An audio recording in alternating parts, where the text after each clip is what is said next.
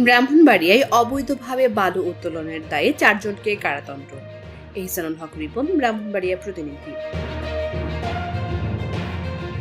RAB ৯ এর mobile কোর্টের মাধ্যমে ব্রাহ্মণবাড়িয়ার বাঞ্ছারামপুরের নদী থেকে অবৈধভাবে বালু উত্তোলনের দায়ে 4 জনকে 7 দিনের কারাদণ্ড প্রদান করা হয়েছে।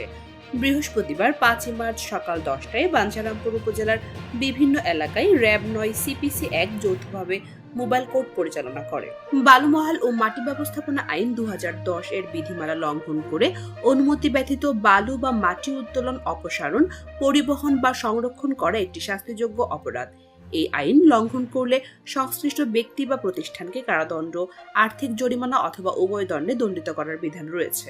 এই অপরাধে জড়িত ব্যক্তিদের বিরুদ্ধে আইনি ব্যবস্থা গ্রহণের লক্ষ্যে র‍্যাব ৯ গোয়েন্দা তৎপরতা জোরদার করে।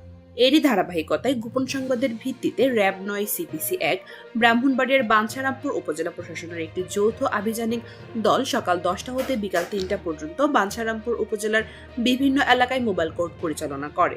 নদী থেকে অবৈধভাবে বালু উত্তোলনের দায়ে বালুমহাল ও মাটি ব্যবস্থাপনা আইন ২০১০ এর ১৫ ধারা অনুযায়ী মোহাম্মদ সুহাগ মিয়া, মোহাম্মদ আশিক, মোহাম্মদ ফুয়াদ এবং মোহাম্মদ নাসির উদ্দিনকে দোষী সাব্যস্ত করে 7 দিনের বিনাশ্রম কারাদণ্ড প্রদান করে বাঞ্ছারামপুর থানা পুলিশের মাধ্যমে ব্রাহ্মণবাড়িয়ার জেলা কারাগারে প্রেরণ করা হয়।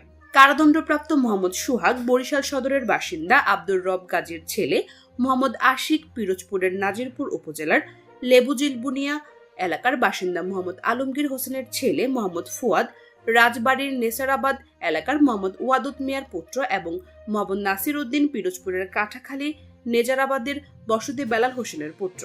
এছাড়াও দেশের আইন শৃঙ্খলা পরিস্থিতি স্বাভাবিক রাখার লক্ষ্যে র‍্যাব ৯ এর চলমান গোয়েন্দা তৎপরতা ও অভিযানের পাশাপাশি জনস্বার্থে এই ধরনের অভিযান অব্যাহত থাকবে। পূজা দত্ত, সারাবেলা নিউজ, ব্রাহ্মণবাড়িয়া।